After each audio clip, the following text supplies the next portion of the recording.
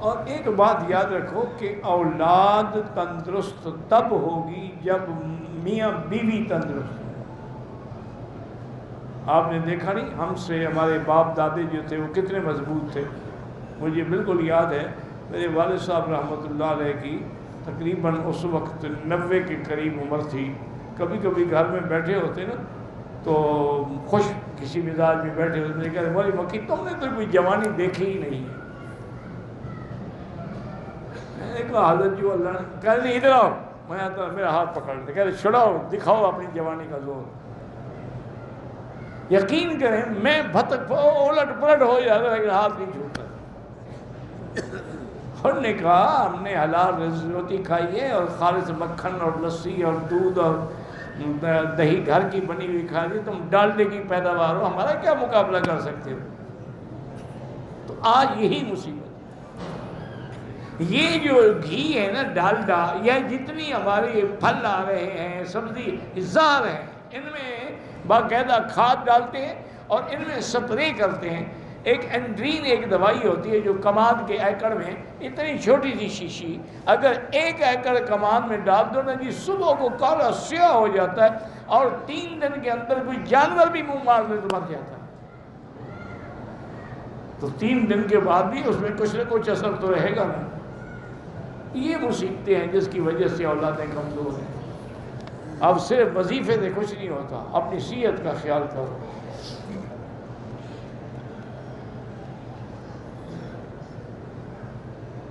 بہرحال میں نے تو یہی دیکھا ہے کہ حضور پاک نے کبھی بد دعا نہیں فرمائی الا قلیل۔ 2-3 موقع ہیں جہاں آپ نے بد دعا فرمائی۔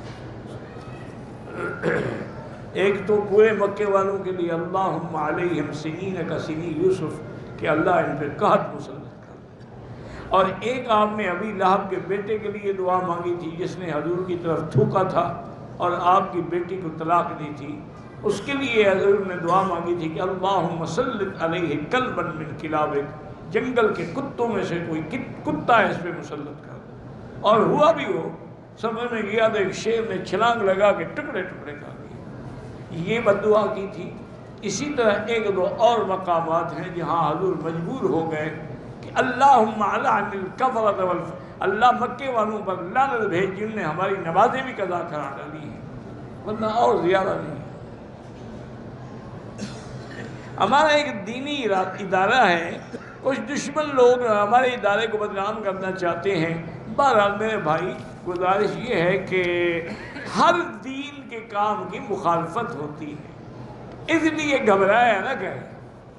اور دوسرا طلباء سے کہیں کہ ہفتے میں کم از کم 1 دفعہ سارے طلباء مل کے سورۃ کہف پڑھ کے دعا کیا کریں کہ اللہ ہمیں بھی، ہمارے طلباء کو بھی، ہمارے ادارے کو بھی دشمنوں کی ہر سازش سے محفوظ کرنا۔ دشمن کچھ بھی نہیں کر سکتا۔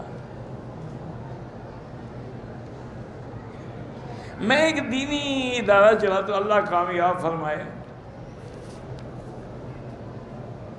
عرفات سے عمرہ کر سکتے ہیں چونکہ عرفات حد حرم سے باہر ہے، وہاں سے احرام باندھ سکتے ہیں۔ رمضان المبارک میں ہی زکوٰۃ ادا کریں، کوئی ضروری نہیں، سارا سال بھی دے سکتے۔ مہارا رمضان میں 70 گنا ثواب بڑھ جاتا ہے، لیکن اگر آپ سارا سال تھوڑا تھوڑا دیتے ہیں تب بھی جائز ہے۔ اگر ہم اکیلے ہیں نماز میں تو اذان بھی دے سکتے ہیں، تکبیر بھی کہہ سکتے ہیں۔ اپنے ملک میں جانے سے پہلے طواف الوداع عمرے والوں کے لیے نہیں ہوتا، ویسے طواف کر کے جائیں۔ مولانا اسد عبید نے جامعہ اشرفیہ لاہور سے آپ کو سلام بھیجا ہے، اللہ ان کو خوش رکھے۔ اور میرے بھتیجے ہیں، اللہ پاک ان کو بھی اور ان کے ادارہ جامعہ اشرفیہ کو بھی کامیاب فرمائیں اور ہر قسم کے شرور و فتن سے محفوظ فرمائیں۔ غلاف کعبہ کو پکڑ کے دعا کرنا منع ہے، مقام ابراہیم کو ہاتھ لگانا یا چومنا بدعت ہے، غلاف کعبہ کو رومال یا کپڑے لے جا کے مس کرتے ہیں، بالکل بدعت ہے۔ مقام ابراہیم یا رکن یمانی کا حوالے دینے کی کیا ضرورت ہے؟ جب اللہ کہتے ہیں مجھ سے براہ راست پکارو تو تم پھر پتھروں کو درمیان میں لا رہے ہو۔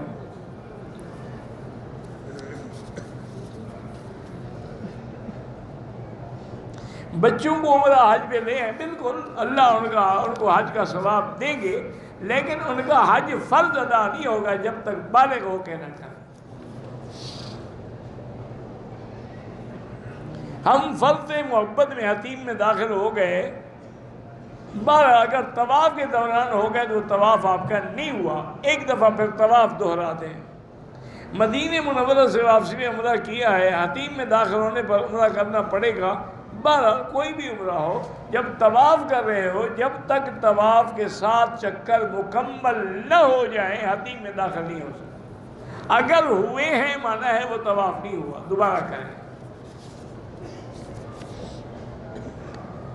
اگر طواف میں رمل بھول گیا کوئی حرج نہیں، ثواب نہیں ملا، دم کوئی نہیں۔ نام اسلام بھول گیا، اس پر بھی دم کوئی نہیں ہے۔ اجتباع 7 چکروں میں ہوتا ہے۔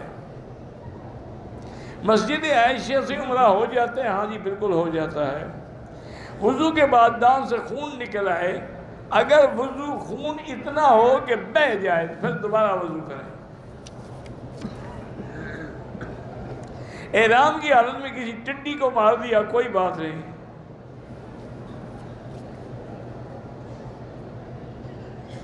حاجی کی دعا 40 دن تک قبول ہوتی ہے، نہیں 40 دن کا تو پتہ نہیں، البتہ حدیثوں میں یہ ہے کہ جب وہ گھر آئیں تو اس کو پہلے مسجد میں بیٹھنا چاہیے تاکہ لوگ اس سے دعا کرا لیں۔ گھر جانے کے بعد تو پھر ہماری طرح پاجی ہو جائے گا نا،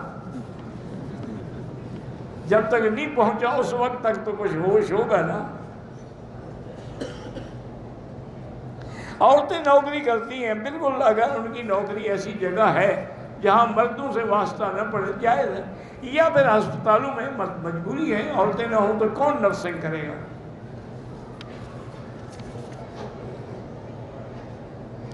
مجرب استغفار وہی ہے، استغفر اللہ الذی لا الہ الا هو الحی القیوم واتوب الیہ۔